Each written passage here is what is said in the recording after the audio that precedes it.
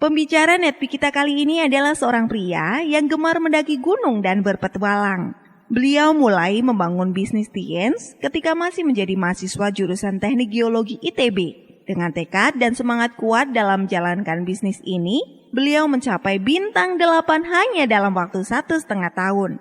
Beliau juga berhasil mendapatkan reward mercy gratis sebelum sidang kelulusan dari ITB di saat usianya belum genap 25 tahun. Saat ini beliau telah berada di kehidupan yang diimpikannya serta mendapatkan seluruh reward dari Tiens.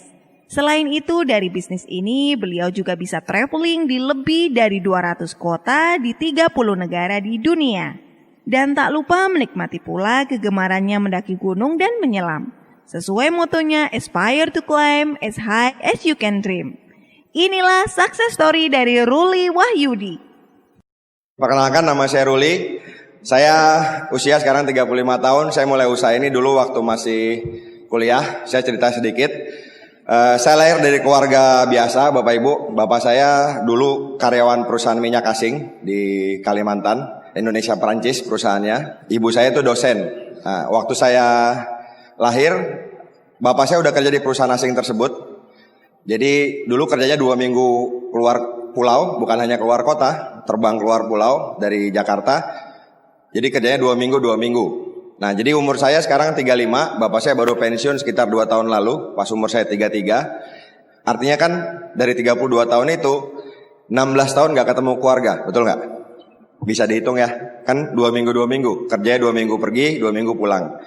Nah, saya waktu kecil udah berpikiran gitu, pikiran anak kecil, saya mikir kayak bapak nih kayaknya kerjanya capek, pulang kayaknya banyak tekanan, sering gak ketemu kan, 2 minggu pergi aja gitu. Saya dulu mikir, gak pengen kerja seperti itu. Uangnya mungkin bisa punya, tapi waktunya gak ada. Jadi dari kecil saya udah mikir waktu itu, pengen punya satu usaha yang punya uang, punya waktu. Cuman saya gak kebayang apa gitu dari saya kecil.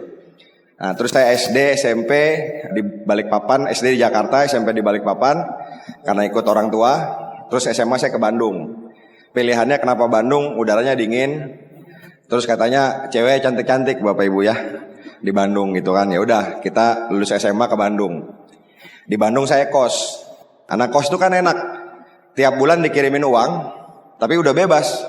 Uangnya dihabisin buat apa? Passive income Bapak Ibu, betul nggak? Jadi dari SMA saya udah ngerasain yang namanya passive income tuh. Dikirimin uang, bisa buat main, bisa buat apa. Nah, SMA ini karena nggak ada yang ngawasin, saya masuk SMA terbaik di Indonesia, salah satunya SMA 3 Bandung. Itu saya satu kos sama teman saya. Jadi kalau di kamar saya ini orang-orang pada main kartu, pada ngerokok, pada apa. Nah, saya punya kakak kelas, itu orangnya serius banget. Kalau masuk kamar dia, itu teman-teman disuruh cuci kaki. Udah cuci kaki belum? Saya bilang kayak bapak gua aja lu nyuruh cuci kaki, saya bilang gitu. Padahal cuma masuk kamar aja Bapak Ibu ya. Nah, saya temenan sama beliau itu udah dari SMA, makanya namanya Parisi Kanata. Sekarang tuh Diamond God Lion ya Bapak Ibu. Nah, saya kelas 1. Nah, SMA itu saya sering sekali bolos. Kalau di Bandung bahasanya mabal. Di sini apa kalau bolos? Bolos aja ya. Ya, pokoknya saya kalau besok ada ujian jam 10 saya masuk ujian. Nanti setengah 12 saya loncat pagar gitu. Keluar gitu. Pokoknya begitu dulu waktu SMA. Nah, teman-teman bilang, "Kau mau jadi apa, Rul?" katanya. "Sekolah jarang, ujian aja, nanti gak naik kelas loh." Sebelum ada lagunya, saya udah bilang, "Tenang aja, insya Allah ada jalan." Saya bilang gitu Bapak Ibu ya. Sebelum lagunya keluar saya udah begitu dulu. Akhirnya saya naik kelas. Terus kelas 3, saya waktu itu juga mau masuk ke ITB kan. Di SMA saya itu satu kelas kurang lebih 50 orang. Itu sebagian besar sekitar 90%, 45 orang itu masuk kalau nggak ITB, kalau nggak Unpad, Universitas Negeri. Jadi emang kebawa budayanya seperti itu. Jadi kelas 3 walaupun kita jarang sekolah, makanya lingkungan tuh mempengaruhi. Makanya kita perlu bersyukur kita ada di lingkungan One Vision, lingkungan positif yang mempengaruhi kita untuk percaya bahwa mimpi-mimpi kita bisa terwujud, percaya bahwa kita diselilingi orang-orang sukses, dan lingkungan yang percaya Bapak Ibu bahwa siapapun kita, latar belakang apapun kita bisa sukses di usaha ini. Jadi tepuk tangan sekali lagi buat lingkungan One Vision. Nah, singkat cerita saya Waktu itu ujian masuk kampus juga saya malas-malesan. Terus anak-anak juga bilang, lu mau kuliah di mana lu? Gini. Akhirnya pengumuman kelulusan waktu itu masih di koran. Saya ingat sekali tuh karena saya nggak banyak belajar, jadi saya ya deg-degan juga. Ternyata masuk di ITB Geologi. Kan teman-teman ada yang teriak-teriak kan, yes gitu. Saya karena nggak belajar, saya nggak enak sama teman yang lain kan. Saya lulus jadi saya diem-diem aja. Saya duduk di pinggir trotoar, cuman alhamdulillah masuk ITB. Nah, akhirnya masuklah saya di ITB. Masuk ITB Bapak Ibu, wah luar biasa. Kuliahnya geologi. Jadi saya masuk kuliah waktu itu, biar Anda tahu background saya seperti apa. Nih kenapa saya ceritain, supaya Anda tidak lihat hasil akhirnya aja. Kalau Anda lihat tadi diamond, wah segala macam prestasi, terima villa. Mungkin Anda ngelihat ini emang orang hebat dulunya. Orang yang pandai komunikasi, pandai bergaul. Saya ceritain ke Anda apa adanya saya dulu seperti apa. Saya dulu masuk kuliah waktu kelas 3, kan milih jurusan. Di sini kan sama ya, milih jurusan ya. Saya nanya ke teman saya, jurusan yang jalan-jalan apaan sih? Yang banyak kuliahnya jalan-jalan, geologi. Ya udah saya pilih geologi. Jadi bukan berdasar mau kerja di sini, mau apa enggak, cuman saya main kuliah jalan-jalan gitu. Terus pilihan keduanya apa ya? Saya lihat langit. Belajar bintang seru kayaknya. Ya udah astronomi deh gitu. Jadi sesimpel itu saya milih kuliah loh. Nanti gimana ini? Saya bilang tenang aja. Insya Allah ada jalan, saya bilang gitu. Pokoknya gitu aja Bapak Ibu. Nah, waktu masuk Bapak Ibu, IP saya itu 3 Bapak Ibu. 2 semester. Jadi 1,2, 1,1 gitu.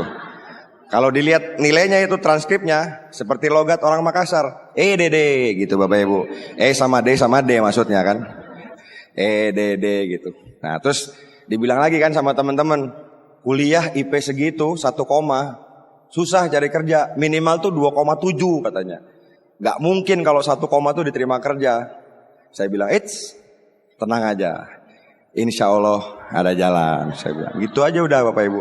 Ya udah saya jalan terus kuliah. Nah, saya tuh banyak banget kejadian tabrakan. Entah kenapa SMP itu saya udah tabrakan. Saya udah bawa mobil waktu SMP. Nyobain bawa mobil.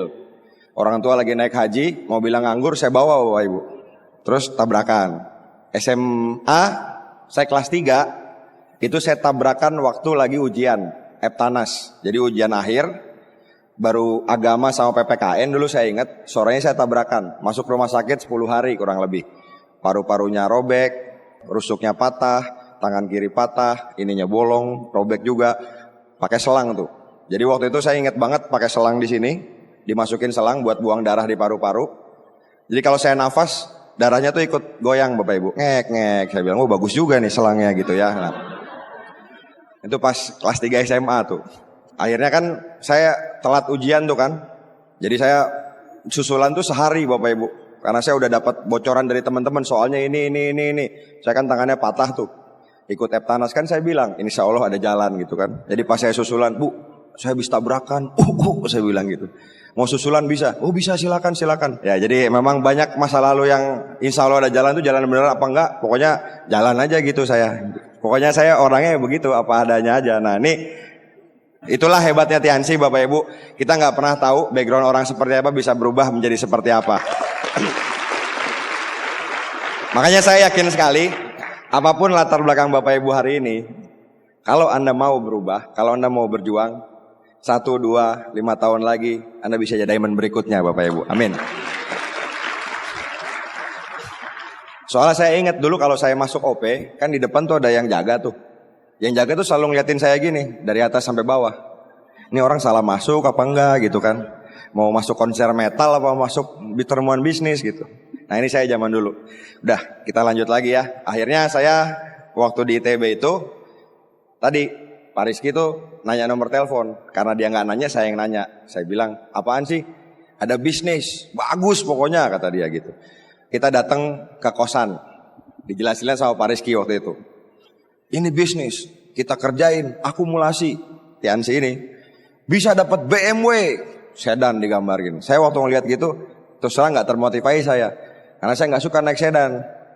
Kan kalau naik sedan tuh ada polisi tidur ngerem gitu kan, ada lubang berhenti dulu gitu. Kalau naik mobil tinggi kan hajar aja gitu. Jadi saya sukanya naik mobil yang tinggi-tinggi. Nah, tapi pas Pak Rizky bilang, kita bisa passive income, bebas uang, bebas waktu, jalan-jalan keliling dunia.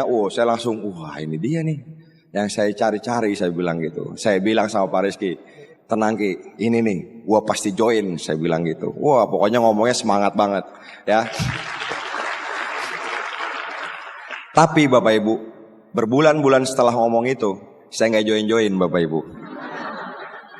Saya pokoknya menghindari segala macam cara Pak Rizky follow up saya. Saya udah tahu pas dia nelpon pasti ngomongin Tiansi. Kan beliau ini orangnya keras, saya juga keras gitu ya. Jadi sempat saya ingat satu momen dia nelpon bilang gini, Li gimana itu bisnis Tiansi? Kayaknya nggak dulu deh, nggak jadi. Kenapa kata dia? Gue mau buka bisnis VCD aja. VCD bajakan tuh kan murah, tinggal 2 juta dapat banyak, disewa-sewain. Lu ngapain bisnis VCD kata Pak Rizky gitu. Ya biarin duit-duit gue mau bisa apa terserah gue, saya bilang gitu kan. Ya di telepon aja berdebat Bapak Ibu, kebayang nggak?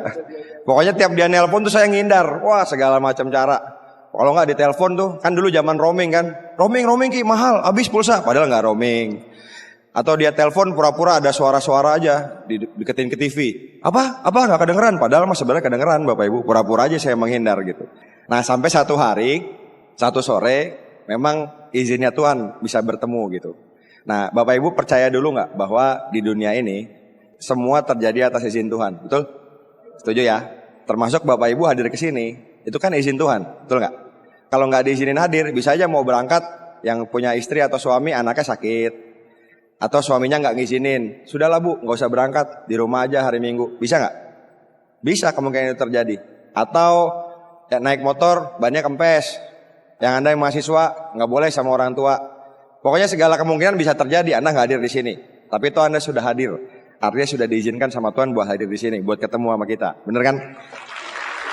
Nah. Jadi waktu itu saya ingat banget Pak Rizky itu lewat. Jadi saya nongkrong di tempat SMA saya. Itu tempat nongkrongan favorit alumni SMA 3. Walaupun udah kuliah nongkrongnya di situ. Saya kan tahu mobil dia tuh warna hitam, Daihatsu kalau nggak salah ya. Itu lewat. Saya bilang wah mati, saya bilang si Rizky nih. Saya lagi nih Bapak Ibu set gitu kan. Dia ngelihat Bapak Ibu. Mobilnya udah lewat, muter balik Bapak Ibu set gitu kan. Wah saya bilang nih. Terus turun, senyum-senyum gitu mukanya kan. Woi, apa kabar? Sehat lu? Perasaan dulu gak pernah nanya sehat apa enggak. Tiba-tiba nanya sehat. Mukanya langsung sosok baik gitu Bapak Ibu. Sosok ramah gitu. Ya samalah ya sama yang ngajak Anda hari ini kan gitu mukanya kan. Coba perhatiin tuh. Kan sosok ramah gitu kan. Ayolah, dijemput.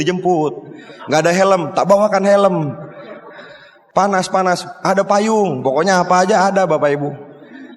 Jadi waktu itu saya gitu juga nih. Dia ngomong UT tuh ujung-ujungnya Tiansi gitu kan. Ya udah gini. Saya udah inget kalau nggak salah hari Selasa apa Rabu, Pak Rizky bilang, itu kan sore tuh. Nanti malam ada acara nggak? Bang kenapa? Kebetulan ada OP katanya. Dalam hati kebetulan terus tiap ketemu gitu ya. Mau Minggu kebetulan, Sabtu kebetulan, mau malam kebetulan, salah juga dibetul-betulin saya bilang gitu.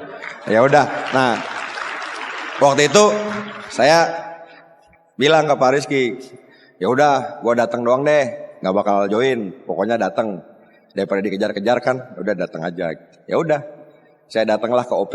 OP-nya tuh di hotel jelek, ruangannya jelek sekali Bapak Ibu, hotel tua, ruangannya belum direnov udah puluhan tahun kali, dari zaman Belanda kali Bapak Ibu ya. Cuman 20 orang.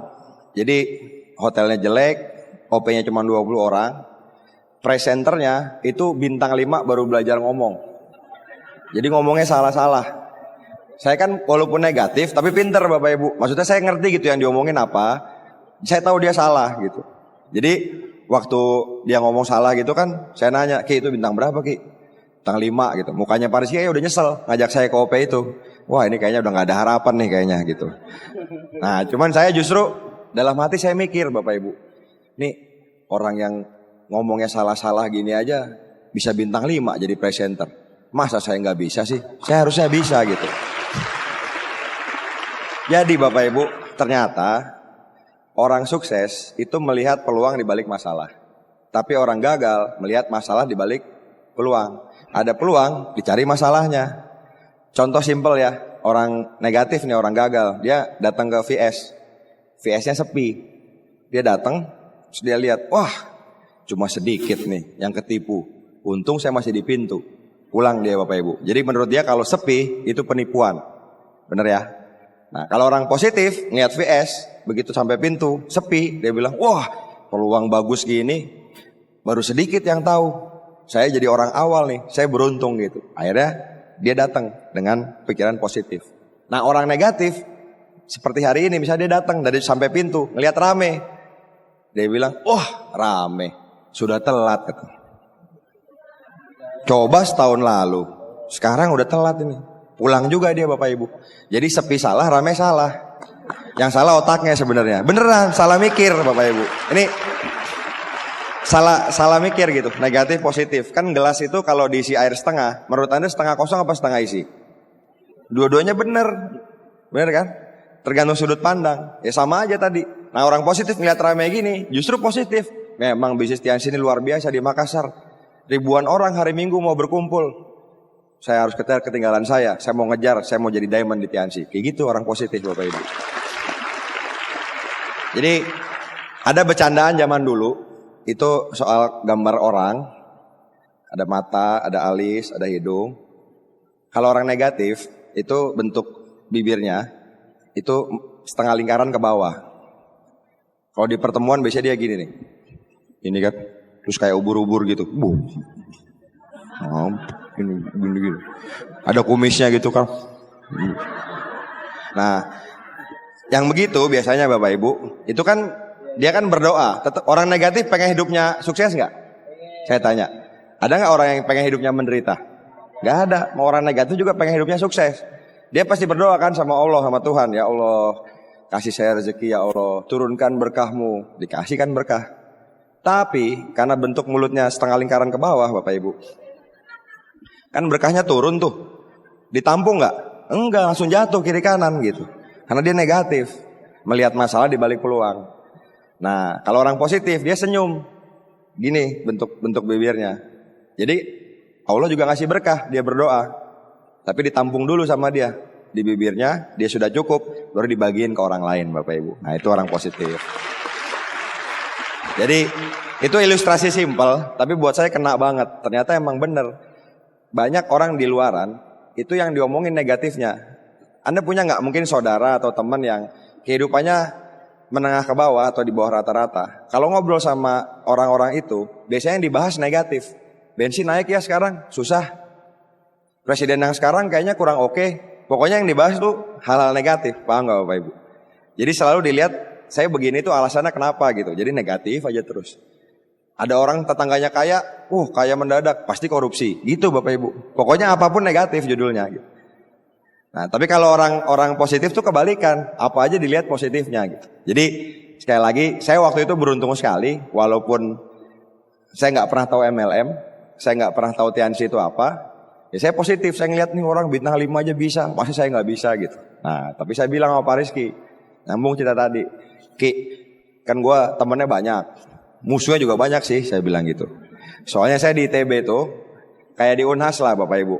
Di Unhas kan sering masuk ke TV kan itu, teknik ini sama teknik ini berantem, bener gak? Kan sering tuh. Nah di ITB juga sama. Di ITB tuh angkatan saya aja, itu satu geologi 60 orang. Dari 60 itu wanitanya 4. Bentuknya mirip cowok juga sebenarnya Bapak Ibu. Jadi sebenarnya ya kita gitu, wah nggak ada kerjaan ngapain, pacaran nggak bisa, udah berantem lah gitu. Nah seringnya saya yang disuruh jadi provokator sama senior saya nyuruh gitu, udah lu sama geodesi biar ada kerjaan, ngapain kita berantem kek, ngapain jadi, udah ke geodesi aja. Terus ya udah dibikin ribut aja, ya udah saya di geodesi Bapak Ibu, saya gondrong gitu kayak tadi. Kehimpunannya saya teriak, woi gitu. Ada yang keluar satu kan, saya nggak tahu itu siapa. Langsung saya tabok aja Bapak Ibu, awas lo ya gitu. Udah, pokoknya mengibarkan bendera perang aja Bapak Ibu, biar ada kerjaan kita gitu. Anda kebayang nggak? Saya dulu kayak gitu orangnya. Terus pernah saya berantem sama jurusan lain juga, ketahuan dosen. Terus saya dipanggil ke rektorat, dipanggil di sidang gitu. Habis itu keluar seminggu surat skorsing, bawahnya dicabut status mahasiswa 1 semester. Pas baca, alhamdulillah libur 6 bulan saya bilang gitu kan. Kan positif Bapak Ibu ya, libur resmi nih saya bilang gitu. Jadi dulu saya kayak gitu waktu kuliah ya, kerjaannya gitulah, berantem gitu. Makanya pas saya ditawarin Tiansi, saya langsung positif. Karena saya ngelihat, wah ini salah satu jalan nih buat saya sukses. Cuman waktu itu saya kan nggak teachable. Saya bilang sama Pak Rizky kan, Ki, gue pokoknya pakai cara gue lah. Karena gini, terus terang, waktu datang ke OP, pertama kali saya tuh nggak nyaman Bapak Ibu. Nggak nyamannya sama apa? Saya kan orangnya tadi gitu kan, gondrong, pakai celana jean, jarang dicuci celana jeannya. Kalau udah gatel di sininya, selangkangannya gitu gatel, wah ini udah enak berarti gitu kan. Udah 2 minggu pakai. Nah pas di OP ngeliat orang pakai jas, pakai dasi, dikit-dikit applause buat ini, wah applause buat ini, apa applause saya bilang gitu, kenal juga enggak. Jadi pokoknya dulu tuh nggak nyaman sama saya, apa suasana itu nggak nyaman, dikit-dikit tepuk tangan, dikit-dikit tepuk tangan. Tapi waktu itu saya ngeliat visinya, orang kan bisa berubah karena visi gitu, hasil akhirnya bisa kelihatan, karena satu informasi itu bisa berubah. Saya waktu itu ngeliat kalau emang setahun 2 tahun bisa punya passive income yang menghasilkan puluhan juta, kenapa enggak? Toh yang saya nggak nyaman juga bukan hal negatif, betul nggak? Bukan hal negatif kok, pakai jas, pakai dasi biasa aja gitu. Jadi waktu itu saya ngelihat, ya udah deh, saya jalanin Tiansi, tapi saya nggak mau ikut OP.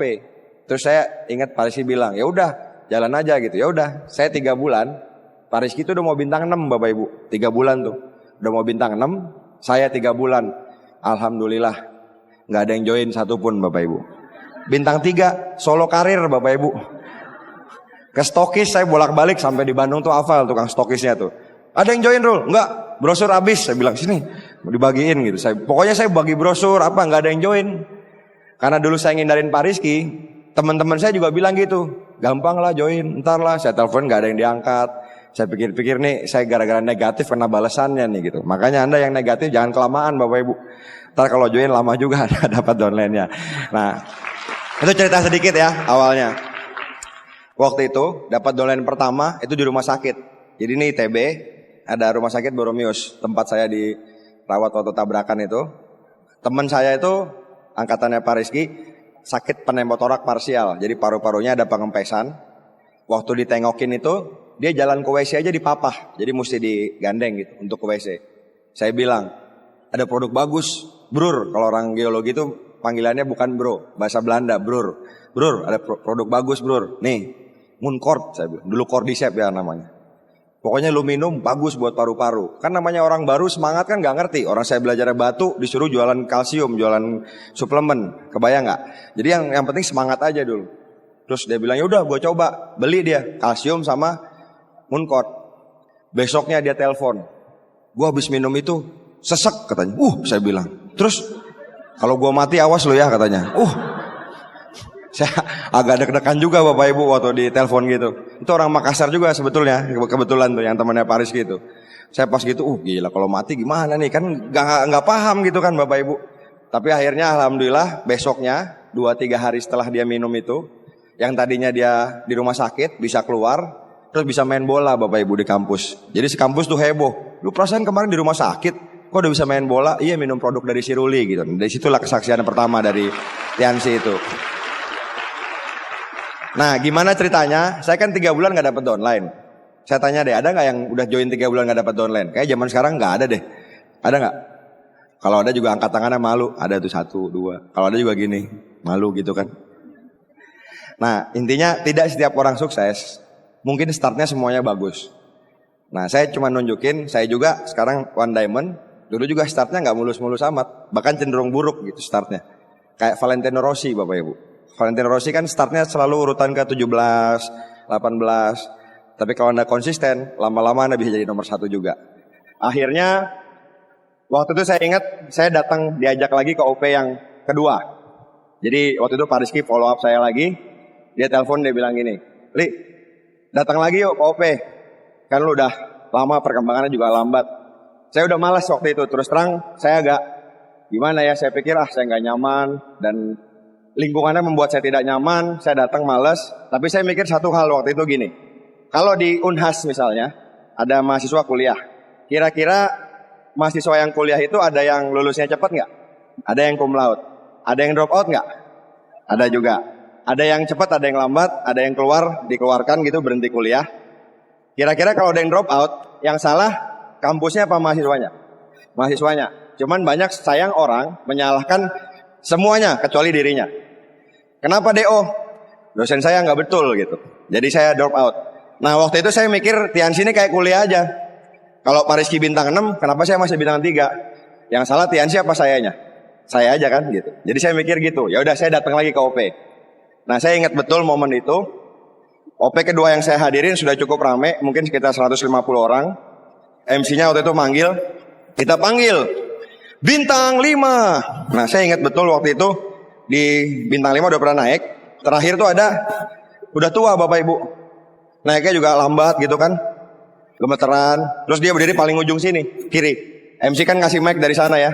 Nama latar belakang gitu. Nah, begitu sampai ke nenek ini, dia begini. Perkenalkan, nama saya Kristina. Saya tukang lotek. Kalau saya aja bisa bintang 5, sudah 70 tahun. Masa anak nggak bisa? Katanya. Wah Bapak Ibu. Saya waktu dengar itu Bapak Ibu, itu kayak dipanah-panah ini saya. Celup gitu. Dalam hati, wah luar biasa nih nenek ini ya. Akhirnya saya setelah itu, saya benar-benar presentasi banyak sekali. Mungkin sebulan saya ketemu 100 orang lebih. Di bis ini, yang penting kita kerjain dulu di awal. Kita yang bangun momentum. Seperti hukum gravitasi. Hukum gravitasi itu kan hukumnya Tuhan, yang gak mungkin kita tolak. Konsep awal tuh yang penting banyak. Orang biasa menjalankan bisnisnya gila-gilaan, hasilnya juga gila Bapak Ibu. Tapi orang hebat menjalankan bisnis standar-standar aja, hasilnya standar juga.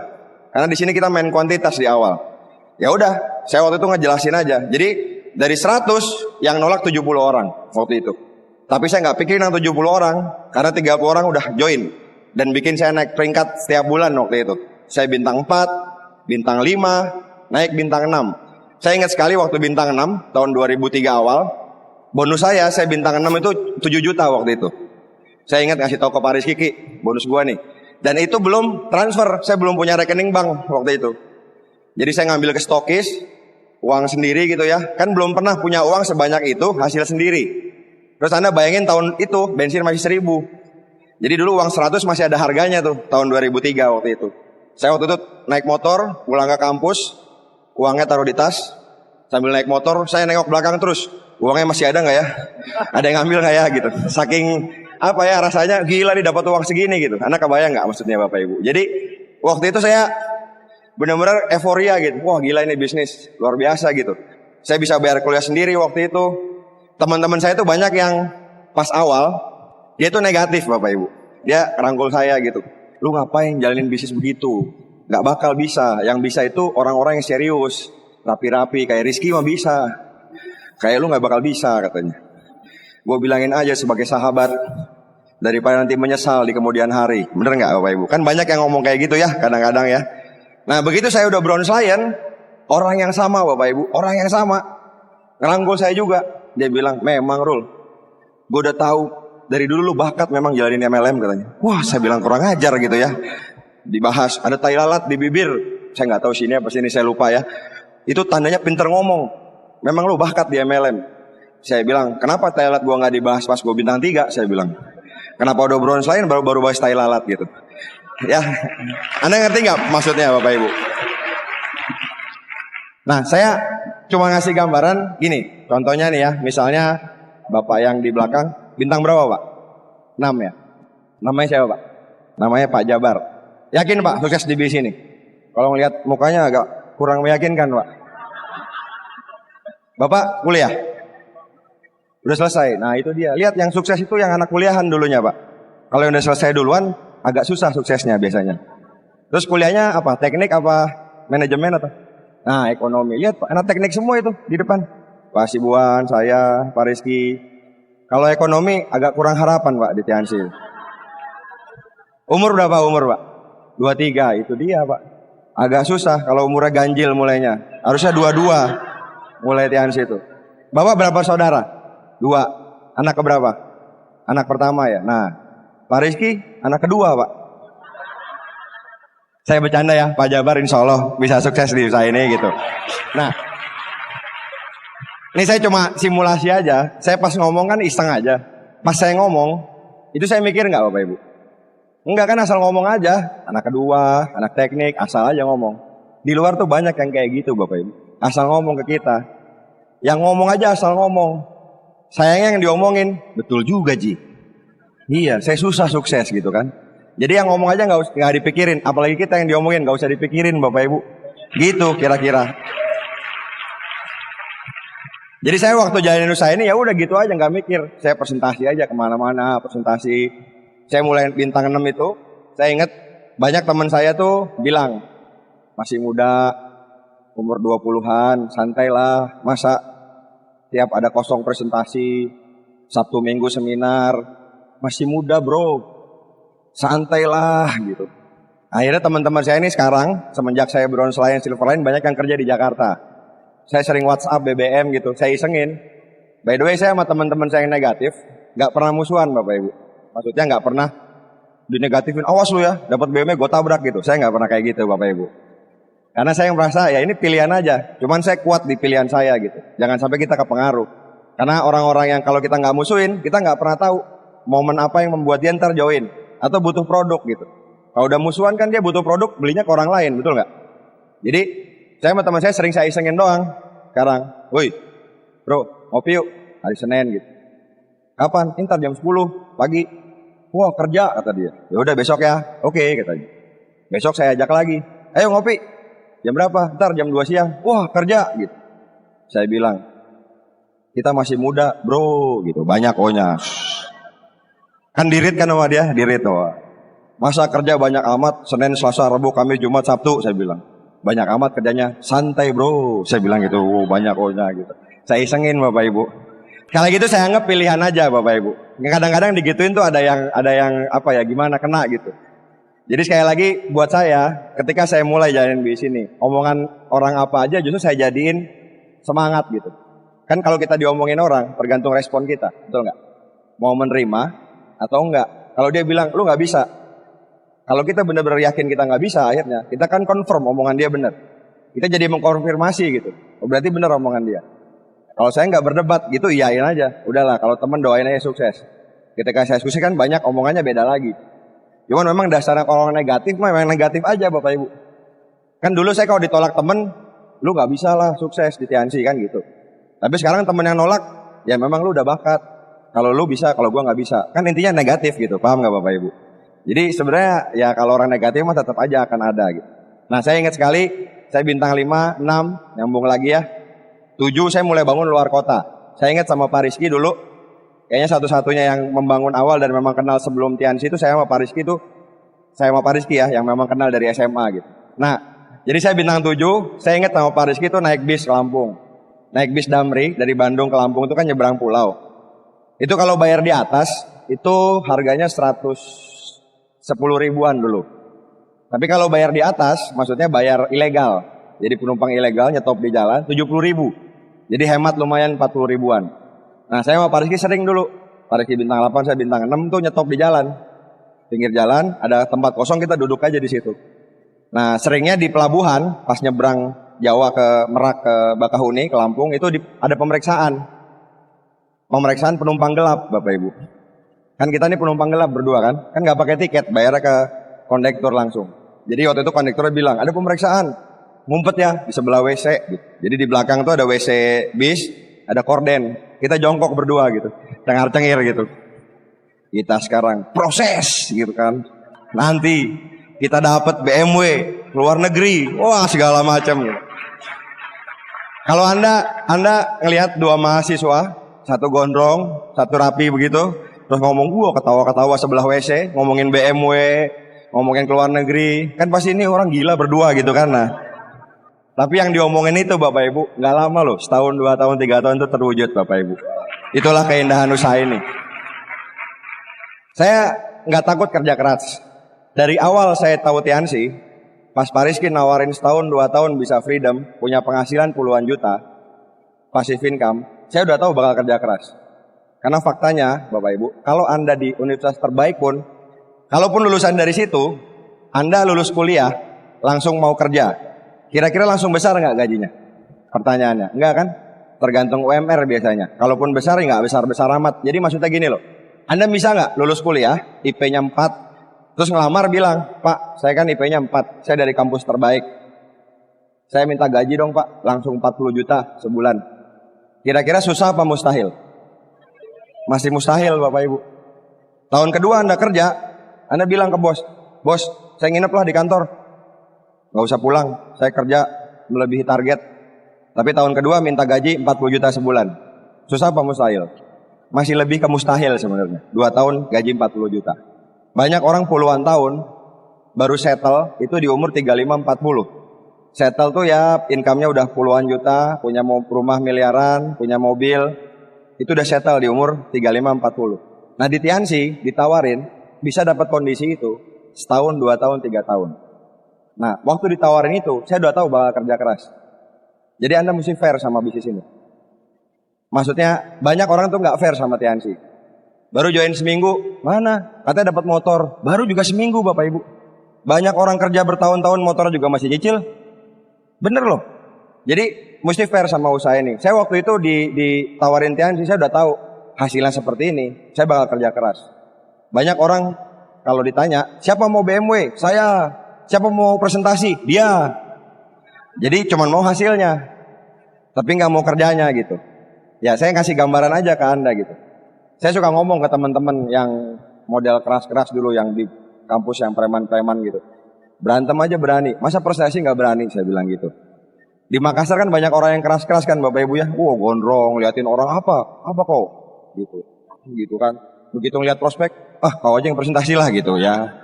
Cuman sangarnya kalau ini Bapak Ibu. Jadi saya cuma ngasih gambaran ya prosesnya mesti Anda lewatin juga. Presentasi, follow up, itu mesti kita lewatin. Dan indahnya usaha ini, itu kayak naik gunung. Saya ini kalau naik gunung zaman sekarang, saya masih terakhir naik gunung ke Kinabalu. Saya pernah ke Everest 2013, itu sendirian. Saya dari Indonesia sendirian loh. Ke sana ketemu orang Jerman, ketemu mana, kenalan, ngobrol, naik gitu. Hampir 5.000. Itu oksigennya setengah dari di sini di Indonesia, maksudnya di dataran rendah. Jadi kalau Anda ngisep nafas, kalau di sini kan bisa gitu. Kalau di sana, mana lagi? Habis sudah oksigennya. Karena setengah si oksigen di udara itu tipis. Kalau lebih naik lagi jadi 1/3. Terus saya waktu itu ngisi seminar di Kota Kinabalu. Itu saya naik dulu ke Gunung Kinabalu. Itu tingginya 4.000. Saya naik gunung, sekarang sisa mental doang Bapak Ibu. Kayaknya badan lebih mirip penyanyi hip hop daripada pendaki gunung Bapak Ibu ya. Kalau saya naik gunung capek, kakinya pegel, nanjak gitu kadang sampai kram, sampai gemeter gitu kakinya. Tapi di saat itu, saya cuma mikir otak saya ini udah di puncak gitu. Bahasa Makassarnya begin with the end in mind. Memulai dengan hasil akhir di pikiran kita. Ketika saya melakukan langkah pertama naik gunung itu, otak saya itu udah di puncak. Jadi kalaupun kaki saya pegel, saya selalu ingetin, puncaknya keren nanti, jalan terus, selangkah lagi. Puncaknya bagus loh, naik lagi, selangkah lagi. Capek gitu kan. Kakinya lecet. Ya boleh buka di Tensoplas dulu. Tapi pakai lagi sepatunya. Naik lagi. Jadi kalau naik gunung buat saya bukan bertarung sama gunungnya, tapi sama diri sendiri. Sama aja usaha ini Bapak Ibu. Anda bintang 4, 5, 6, 7, bronze dan seterusnya. Ada turun peringkat nggak? Nggak ada kan? Anda jalan. Naik peringkat dapat reward. Naik bintang 8 dapat reward. Capek? Boleh berhenti dulu. Setengah hari, seminggu, boleh. Tapi kalau Anda punya impian lebih besar, jalan lagi Bapak Ibu. Jalan lagi, jalan lagi, jalan lagi. Nanti ada saatnya Anda sampai garis finish. Dan Anda jadi pemenang dan semua menghargai Bapak Ibu. Dan salah satu keindahan usaha ini, siapapun, ingat ya, siapapun, Bapak Ibu yang sampai garis finish, itu dihargai. Beda dengan perlombaan di luaran sana. Sekarang kan lagi olimpiade, betul? Olimpiade ada cabang atletik, lari. Saya tanya, yang dihargain di cabang lari 100 meter, siapa? Juara 1, 2, 3, paling mentok 3. Kalau harapan 1, 2, 3 itu 17 Agustus aja, nyenangin anak kecil Bapak Ibu kan. Anak kecil kan ada harapan 1, 2, 3. Kalau perlombaan sebenarnya paling 1, 2, 3, medali emas, medali perak, medali perunggu. Banyak orang yang sudah berlatih puluhan tahun untuk jadi atlet. Dan ketika ikut olimpiade, finish di nomor keempat.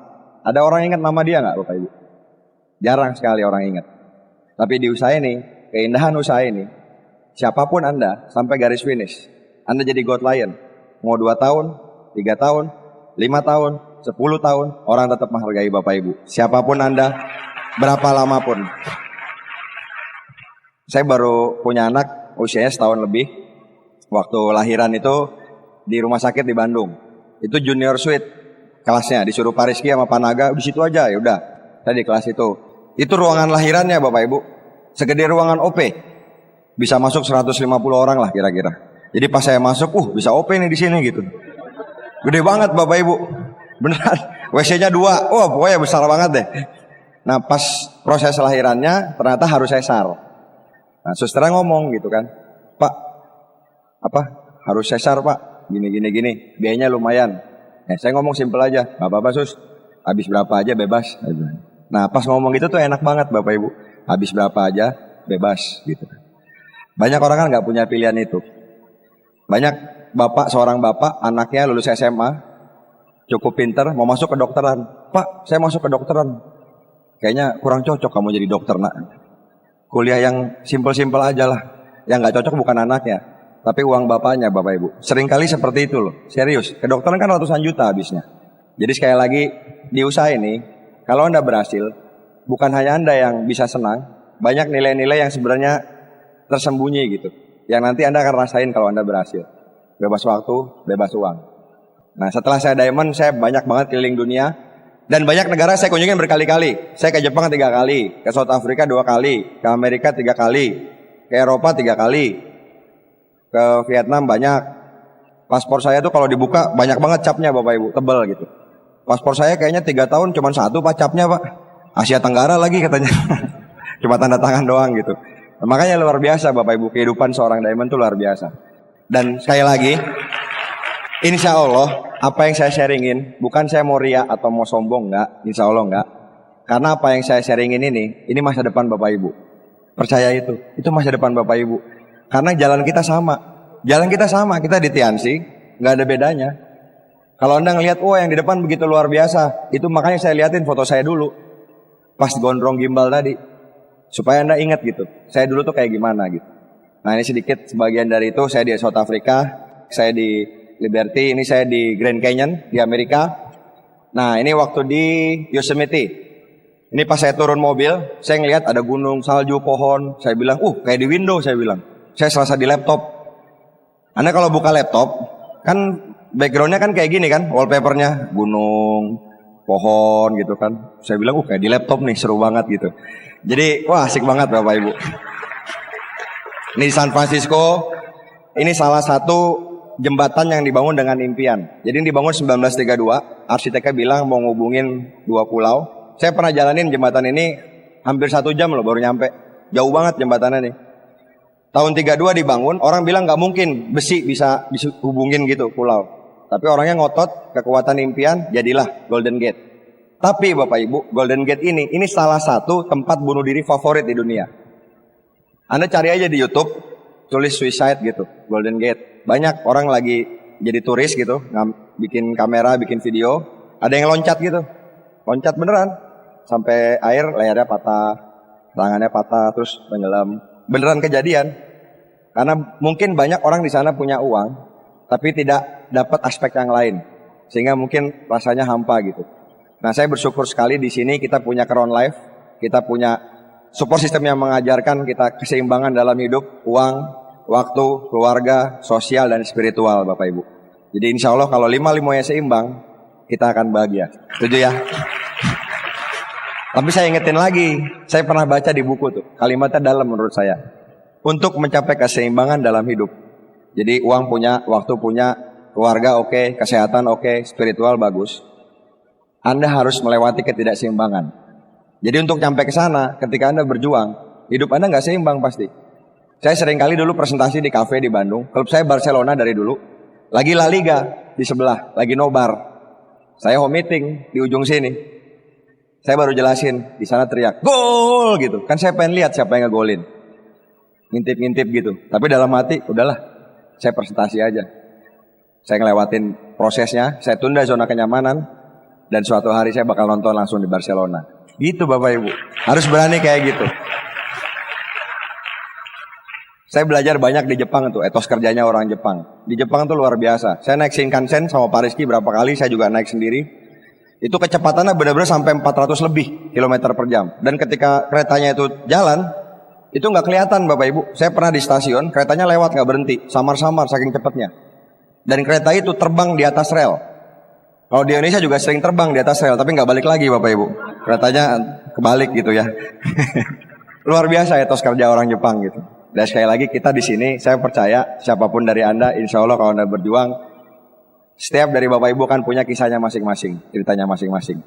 Ini di Kinabalu, di 4.000 km, ini di Turki.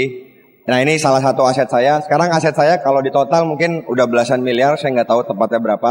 Contoh tanah ini saya beli dulu 1000 meter sekitar 1, berapa, semeter masih 1 juta lebih. Sekarang mungkin semeter 3-4 juta, jadi udah sekitar 5 miliar nilai tanah ini 1000 meter. Ini Mercy dari Tianxi, saya juga suka motor gede, itu motor BMW.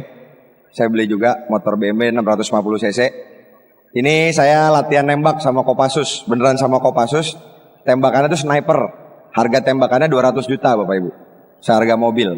Emang asli tembakan sniper, kesasarannya 1 kilometer di seberang. Belajar nembak target, jangan goyang, fokus gitu. Sama Kopassus. Nah ini villa saya di Lembang, punya villa kemarin juga disewa. Ya lumayan uang sewanya Bapak Ibu. Ini saya bilang saya hobi banget naik sepeda sekarang, salah satu ya hobi baru. Sepedanya ini rakit-rakit, ya habisnya sekitar 25 jutaan harga sepedanya gitu. Jadi orang kadang-kadang nggak ngeh, sepeda tuh lucu, harga 100 juta sampai 20 juta sampai 5 juta nggak kelihatan gitu. Tapi pas naik baru kerasa nikmatnya. Itu mobil Mini Cooper. Nah ini waktu saya mau nikah, ini pas apa ya, lamaran. Waktu saya nikah teman-teman bilang gitu, lu nikah juga ya? Gue kirain membelah diri katanya gitu. Dikirain amuba gitu.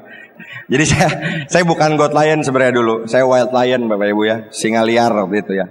Akhirnya ada yang bisa menjinakkan singa liarnya. Saya nikah 2014. Habis nikah langsung passion trip Amerika waktu itu. Di San Francisco dan di New York dan lain-lain. Nah ini di sana di New York keren banget, Times Square tuh asik. Kadang kebahagiaan tuh simple gitu, cuman di Times Square naik bis di atas, suhunya enak. Itu buat saya udah satu kenikmatan, gila ya bisnis ini. Jadi kadang-kadang wajar kalau orang nggak percaya. Saya aja yang jadi diamond mengalami kehidupan, kadang-kadang masih nggak percaya sama kehidupan saya sendiri. Maksudnya kadang-kadang kok bisa ya sampai di titik ini. Yang mengalami aja nggak percaya kadang-kadang, apalagi orang yang lihat gitu. Itulah bisnis ini Bapak Ibu. Banyak keindahan lah yang Anda nanti bakal jalanin dan bakal nikmatin. Ini di Barcelona, saya 3 kali ke sini. Nah ini waktu 2 tahun lalu, saya extend sama beberapa orang dari Indonesia. Ini semuanya nggak ada yang bisa bahasa Inggris, nggak ada yang bisa bahasa Spanyol. Jadi saya jadi tour leadernya Bapak Ibu, dadakan tour leader. Nonton Barcelona lawan Atletico Madrid. Waktu pertandingan itu Barcelona juara Liga. Jadi saya nonton pas Messi ngegolin, pas Barcelona juara. Dan saya ingat momen-momen waktu saya prestasi di kafe. Orang-orang nobar saya presentasi, pas itu saya ketawa sendiri gitu. Gila ya, dulu saya gak nonton bola berapa lama, sekarang nonton langsung di stadion gitu. Jadi sekali lagi, beranilah tunda zona nyaman. Buat Bapak Ibu yang masih muda, berani tunda zona nyaman Bapak Ibu. Dan Anda perlu bersyukur tahu Tianxi di usia muda. Apalagi yang masih 20-an, siapa yang di bawah 25 sekarang umurnya? Kan banyak kan? Nah kebayang gak betapa bersyukurnya Anda nantinya? Kalaupun Anda sukses di sini lama, 5 tahun baru jadi goat lion, 10 tahun, masih muda gak? Masih muda loh. Dan kalaupun Anda harus berjuang, di bawah 25 tahun ya emang saatnya Anda berjuang. Kapan lagi kalau gak sekarang? Bener gak Bapak Ibu? Jadi buat yang muda-muda, ya Anda syukurin, Anda tahu di Tianxi masih muda. Ya buat yang sudah berumur juga Anda syukurin, Anda tahu Tianxi masih ada umur Bapak Ibu. Kan selalu ada yang bisa disyukurin Bapak Ibu ya, betul gak? Lihat positifnya aja Bapak Ibu. Ini waktu saya jadi speaker di acara Tianxi terakhir, konvensi di Tianjin. Waktu itu terima villa, saya tuh ke bank sengaja Bapak Ibu. Datang kan, saya mau buka rekening dolar, waktu itu kan masih ditransfer dolar. Buat apa Pak? Saya dari Tianxi Mbak. Tianxi itu apa? MLM Mbak, multi level marketing. Oh gitu ya katanya. Sengaja saya gitu. Begitu duitnya masuk, banyak juga ya Pak duitnya. Iya Mbak, dari MLM.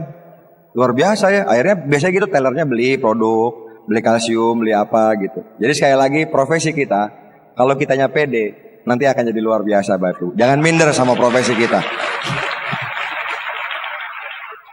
Ini pas saya punya anak, jadi ya itu momennya anak-anak juga bilang gitu. Waktu itu saya ingat banget, Pak Naga aja ngomong gitu. Pas saya bilang, Pak, si istri saya hamil. Bentar. Gue bayangin dulu jadi bapak katanya. Mau ketawa-ketawa Pak Naga ya, bercandain gitu. Ternyata ya pas anak lahir itu luar biasa rasanya, bisa punya keturunan. Dan alhamdulillah ya sehat-sehat juga. Kemarin anak saya tuh udah ke Inggris, udah ke Spanyol, udah keliling beberapa negara loh Bapak Ibu. Paspornya udah banyak capnya. Jangan kalah sama anak 1 tahun Bapak Ibu. Dia udah ke berapa stadion. Belajar jalannya kemarin di Stamford Bridge. Ih beneran nanti ada fotonya kalau nggak percaya. Tuh, ini di Stamford Bridge nih, di Chelsea. Belajar jalan, ayo nak jalan gitu. Jatuh juga kan nggak sakit. Rumput Chelsea Bapak Ibu ya, gitu. Kalau saya bahas banyak hal tadi, itu kan banyaknya materi ya. Saya termotivasi sama itu. Tapi buat saya ada satu titik di mana saya ngerasa segini udah cukup buat saya waktu itu. Buat kebutuhan saya itu udah berlebih. Yang membuat saya semangat bukan saya mau ngejar materi lebih lagi, enggak. Tapi saya bisa lebih banyak bantu orang. Gedein aja. Ini nenek saya. Saya cerita dikit, kecilin dikit.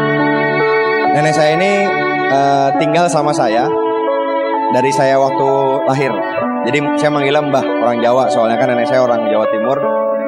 Saya manggilnya Mbah, dia tinggal sama saya dari saya sebelum lahir. Jadi waktu saya kecil ibu saya dosen ngajar di Universitas Indonesia. Sering malam tuh saya digendong nenek saya. Katanya sering disusuin walaupun gak keluar susunya Bapak Ibu ya. Jadi saya dekat sama nenek saya itu dekat. Nah, waktu saya join Tiansi, nenek saya masuk rumah sakit, sakit jantung, umur 83, terus koma. Saya kasih waktu itu Uncort sama kalsium lewat sondenya. Anda lihat orang koma pernah nggak? Pakai selang dari hidung, saya campur air, saya masukin lewat sondenya. Dia makan kan dari hidungnya itu, sonde masuk ke sini. Alhamdulillah 2 hari siuman, umurnya sampai 91. Jadi meninggalnya 2011, belum lama ini. Saya minta doanya semoga arwahnya diampuni dosanya dan diterima pahalanya. Amin. Terima kasih. Nah, saya dekat sekali sama nenek saya ini, tinggalnya kan serumah. Saya sering banget ngomong waktu awal saya bintang 5, bintang 6. Saya bilang gini, Mbah, doain ya Mbah, mau dapat Mercy. Nanti Mbah jalan-jalan sama saya, naik Mercy. Sering kali saya pulang ke rumah jam 11-12 malam, jam 1 pagi, suara udah habis presentasi, habis kuliah terus presentasi. Saya masih bintang 7, bintang 8. Terus nenek saya ini belum tidur. Saya cium tangan gitu kan. Terus dia ngomong dengan mulut yang udah tua, udah 90 tahun. Dia ngomong bahasa Jawa. Endi Mercy-ne katanya. Mana Mercy-nya? Omongan itu Bapak Ibu udah cukup bikin saya semangat lagi untuk berjuang besok, untuk ketemu prospek, untuk ngalamin penolakan. Saya udah gak peduli gitu. Kalau Anda kurang power, kurang semangat, cobalah bikin janji sama orang terdekat Anda. Saya waktu itu bilang, doain ya Mbah, dapat Mercy gitu. Dan alhamdulillah, saya ingat banget waktu saya dapat Mercy di Jakarta tahun 2007, saya ambil mobilnya. Kebetulan yang bisa nenek saya aja waktu itu. Bapak ibu saya nggak bisa. Saya ajakin ke Jakarta, ke dealer Mercy. Terus dibukain pintu kan, salesnya bawa, masih plastikan semua. Dan masuk ke mobil Mercy itu, saya cuman ngajak dia naik tol keliling Jakarta. Cuman bayar 7.000 apa 8.000 gitu. Naik tol, muterin Jakarta gitu. Saya pegang tangannya yang udah keriput gitu. Seneng Bah, seneng, bagus ya mobilnya gitu. Dan momen itu Bapak Ibu, sampai detik ini, itu masih saya ingat Bapak Ibu. Momen dimana nenek saya seneng banget naik mobil Mercy, keliling, cuman keliling Jakarta. Saya cuma ngasih tahu ke Bapak Ibu, hari ini, kalau Anda berhasil di Tiansi, bukan hanya uangnya, bukan hanya mobilnya, bukan hanya motornya, tapi ketika Anda dapat mobil, Anda bisa melihat anak Anda yang mungkin hari ini kepanasan. Anda ajak naik motor di belakang, kepanasan, kehujanan. Anda bisa lihat anak Anda Bapak Ibu di mobil, kena AC, bisa tidur. Jalan sama Anda tapi tidur.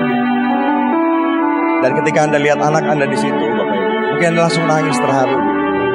Nilai-nilai seperti itu Anda bisa perjuangkan di sini sebenarnya. Kalau orang bilang usaha ini hanya uang, orang itu nggak ngerti usaha ini. Saya punya grup di Aceh, umurnya masih 24, sekarang Bronze Lion. Di satu acara, grup saya ini ngasih kejutan buat orang tuanya. Di akhir acara, orang tuanya dipanggil ke panggung. Sudah dibelikan tiket umroh untuk orang tuanya. Dan orang tuanya di panggung langsung luar biasa, merasa terharu gitu. Umur masih 24 Bapak Ibu. Saya cerita ini buat kasih gambaran ke Anda. Apa impian Anda? Apa yang Anda mau berjuang? Apa yang bikin hati Anda bergetar? Saya nggak tahu. Anda sendiri yang tahu. Dan berapa nilai itu Bapak Ibu? Berapa nilai impian Anda itu? Ini waktu jadi pembicara seminar di Tangerang. Saya ngajak nenek saya sama ibu saya naik panggung. Udah tua, udah 90 tahun. Jalannya udah susah, saya ajak naik panggung. Anda lihat mukanya Bapak Ibu. Ngelihat anaknya yang dulu bandel, begajulan, sering tabrakan, gondrong, masa depan yang gak tahu jadi apaan, bisa jadi pemenang di bis ini, bisa bikin bangga banyak orang. Senyum itu buat saya nilainya lebih dari berapa kali pun saya ditolak. 50 kali saya ditolak, nilainya lebih. 100 kali saya ditolak, nilainya lebih. Senyum itu buat saya nilainya lebih dari penolakan apapun. Orang mau ngomong apa, saya nggak peduli. Karena saya tahu saya berjuang untuk senyum ibu saya, bapak saya, keluarga saya. Sekarang untuk senyum istri saya sama anak saya. Jadi Anda ambil nilai itu buat bisnis ini. Ketika Anda berjuang, bukan sekedar uang saya lagi. Banyak nilai-nilai yang tersembunyi di balik itu. Ini waktu nenek saya meninggal di Madura, di makamnya di Madura, di Sumenep, di kota santri di Sumenep. Walaupun saya udah ngelewatin banyak momen bahagia sama nenek saya, tetap aja sedih Bapak Ibu. Dan hari ini kita nggak pernah tahu. Anda yang punya orang tua, Anda punya anak, punya istri, kita nggak tahu siapa yang waktunya habis duluan, betul? Kita nggak pernah tahu Bapak Ibu. Kemarin ada analogi bagus banget. Hidup kita ini kayak kertas. Ini start, ini finish. Umurnya 60-70 tahun. Betul? Anda bisa bayangin kertas? Dipotong waktu tidur sepertiga hilang. Betul? Cuman sekertas ini. Kalau udah usia 70 ke atas juga gak produktif. Dipotong lagi, dipotong lagi. Banyak potongan Bapak Ibu. Untuk ibadah, untuk makan. Jadi waktu produktif kita cuma segini. Orang sukses sama orang gagal, waktunya sama 24 jam. Sama aja, gak ada yang berbeda. Makanya saya minta kita sama-sama maksimalkan waktu kita. Sebelum salah satu orang terdekat kita waktunya sampai. Kita gak pernah tahu kapan soalnya. Saya mau hari ini kita sama-sama merenung dulu Bapak Ibu. Anda duduk yang nyaman, santai-santai aja. Kita pejamin mata kita sama-sama. Kita merenung dulu. Kita merenung. Pertama saya ajak Anda bersyukur. Bersyukur sama kehidupan ini. Anda pegang denyut nadi Anda di tangan atau di jantung, di dada kiri Anda. Di situ ada denyut. Det, det. Itu masih berdenyut, artinya kita masih punya waktu di dunia ini. Kita masih bisa berbuat sesuatu di dunia ini. Ada ruh di sini. Dan roh itu belum pergi, masih ada di sini Bapak Ibu. Anda bersyukur. Anda bersyukur sama keadaan sekarang. Anda sehat. Kita bisa punya mata yang lebih canggih dari kamera manapun. Pembuluh darah kita kalau disatuin lebih panjang dari 2 kali keliling bumi. Banyak hal yang perlu Anda syukurin Bapak Ibu. Dan hari ini fungsi saya cerita ke Anda tentang keluarga saya, supaya Anda ingat, Anda hadir di sini pun Anda punya keluarga. Saya minta Anda hari ini menghadirkan sedikit, sebentar aja, muka ibu Anda di depan Anda. Bayangkan muka ibu, mama Anda di depan Anda. Saya baru punya anak, jadi saya tahu anak kecil itu cuma bisa makan, buang air, nangis. Demikian juga kita waktu kecil. Ibu kita ini ngurus kita dari kita lahir, Bapak Ibu. Ngelahirin sakit, ngurus kita, suapin kita, ngajarin kita jalan, mendidik kita. Anda bayangin muka ibu Anda di depan Anda, rasain baunya Bapak Ibu, bau khas orang tua kita. Dan berani gak Anda bayangin, Anda ngasih sesuatu ke dia, hasil dari usaha ini. Entah itu umroh, entah itu trip ke luar negeri, entah itu apapun Bapak Ibu. Akan ada momen di hidup Anda di mana Anda bilang, Bu, aku udah beli tiket umroh, Bu. Gak usah nak, enggak, udah dibeliin, tinggal berangkat aja. Dari Tiansyah alhamdulillah bisa dapat tiket umroh. Bayangin momen itu terjadi, dan ibu Anda tersenyum pada akhirnya. Dan Anda bayangin mukanya, senyumnya beliau itu. Berapa harga senyum itu Bapak Ibu? Buat saya itu tidak ternilai harganya. Sekarang Anda bayangin muka bapak Anda Bapak Ibu, muka orang tua Anda, bapak Anda. Orang yang mungkin sudah bekerja keras, berkeringat, kena panas matahari, kulitnya hitam. Sebelum kita lahir sudah bekerja keras. Tangannya mungkin kasar kalau Anda salamin. Mungkin dia bertani, mungkin dia nelayan, mungkin dia pegawai, hanya pegawai yang kelas menengah ke bawah. Tapi beliau sepenuh hati berjuang di profesinya untuk makan kita, untuk sekolah kita, untuk pendidikan kita, untuk makan kita Bapak Ibu sehari-hari. Kadang beliau di luar pulau gak bisa pulang, dia kirim uang buat keluarganya, hanya untuk menyambung makan Anda, sekolah Anda. Anda bawa muka bapak Anda ke hadapan Anda sekarang. Bayangin mukanya Bapak Ibu. Orang yang keras, tapi Anda tahu cintanya besar kepada kita. Orang yang mungkin keras mukanya, tapi Anda mau fight buat dia. Dan Anda ingat ketika Anda berhasil, Anda bisa bahagiakan orang yang Anda bayangin di depan muka Anda itu. Yang punya istri, punya suami, bayangin suami istri Anda. Ketika Anda nikah, Anda janji mau memberikan yang terbaik. Berani gak yang laki-laki berjuang untuk kebahagiaan istrinya? Sekali lagi, apa yang saya sharingin ini bukan buat sombong-sombongan, buat menyadarkan Anda aja, semua orang dari Anda bisa berjuang, asal Anda punya impian yang kuat. Bukan kuat di luar kelihatannya, tapi kuat di dalam Bapak Ibu.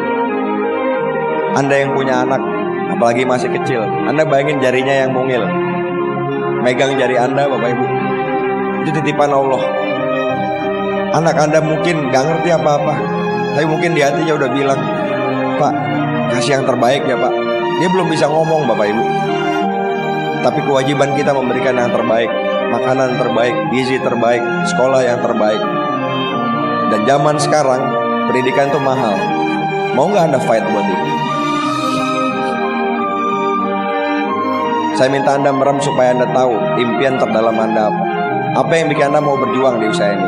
Apa yang bikin Anda bergetar hatinya? Ketika membayangkan terjadi, ada getaran di dada Anda. Yes, saya mau itu. Saya mau berjuang buat itu. Dan Anda berjuang, Anda rasakan kesedihan Anda ini. Ketika Anda nangis lihat air mata orang tua Anda ngebayangin orang tua Anda berjuang. Anda berjuang, Anda bayangin Bapak Ibu, lagu ini lagu perjuangan. Ini lagi dari film Last Mohican. Lagu ini Anda konversi ke diri Anda. Apa yang membuat Anda nangis tadi, Anda konversi ke semangat berjuang.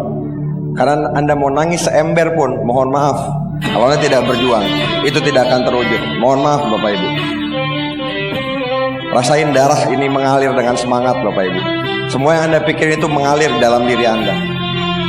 Mulai detik ini Anda berjuang di Tiansi, bukan hanya sekedar prestasi follow up, tapi Anda berjuang untuk masa depan Anda Bapak Ibu. Anda berjuang untuk impian.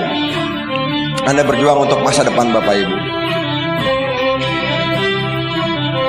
Ketika Anda berjuang, Anda ingat untuk apa Anda berjuang. Dan saya rasa Bapak Ibu, Allah akan suka dengan seorang laki-laki yang berjuang naik motor kehujanan. Mau presentasi orang kehujanan Bapak Ibu, tapi di otaknya dia mau bahagiain istri sama anaknya. Allah akan insya Allah buka jalan perjuangan seorang ibu. Dia mungkin ninggalin anaknya sebentar, Anaknya nangis, tapi di otaknya ingin memberikan yang terbaik buat anaknya. Insya Allah akan dibukakan jalan, Bapak Ibu.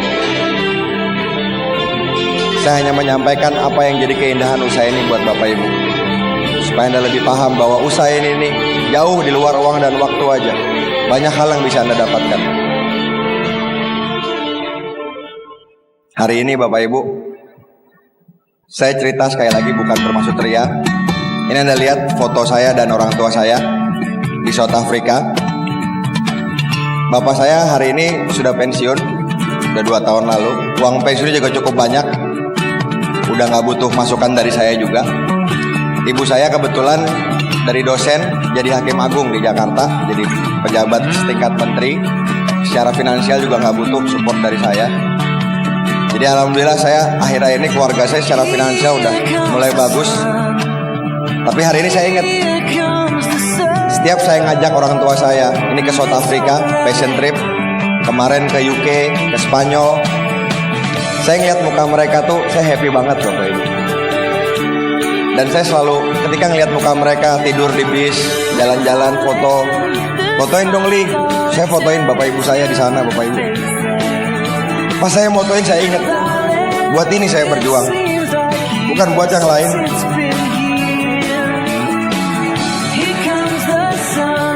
Dan hari ini Bapak Ibu, Anda lihat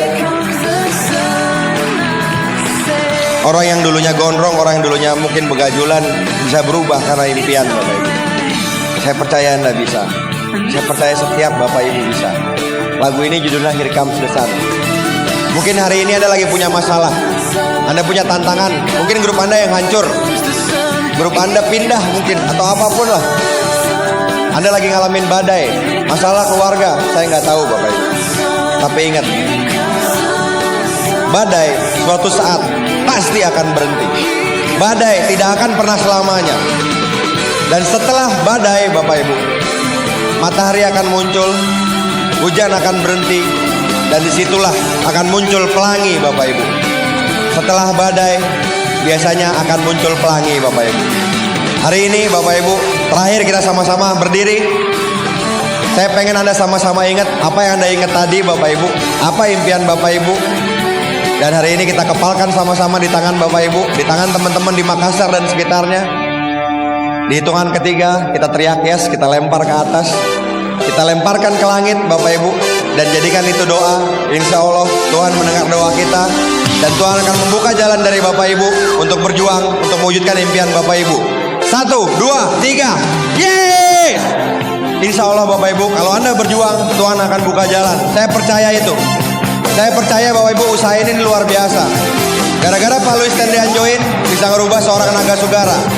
Orang yang punya hutang keluarga bisa sukses di usaha jadi diamond. Gara-gara Pak Naga join, bisa ngerubah seorang yang namanya Pak Erik Yong, mahasiswa biasa, sukses di usaha ini. Gara-gara Pak Erik Yong join, bisa ngerubah namanya Seno Hadi, seorang mahasiswa Cooper di ITB, sekarang juga sukses di usaha ini. Gara-gara Pak Seno Hadi join, bisa ngerubah seorang Rizky Kanata, anak pengusaha dari Makassar, sukses di usaha ini. Gara-gara Pak Rizky join, bisa ngerubah yang dulunya gondrong, yang dulunya tukang berantem, jadi berdiri di depan, jadi speaker Bapak Ibu. Jangan egois. Hari ini kalau Anda ambil keputusan berjuang, mungkin Anda bisa ngerubah orang di Pinrang sana, yang rumahnya mau roboh bisa naik haji daripada usaha ini. Anda bisa ngerubah orang di Palu sana, mungkin bisa berhasil di usaha ini. Sekali lagi Bapak Ibu, selamat berjuang. Saya menunggu jalan sukses Anda. Assalamualaikum warahmatullahi wabarakatuh.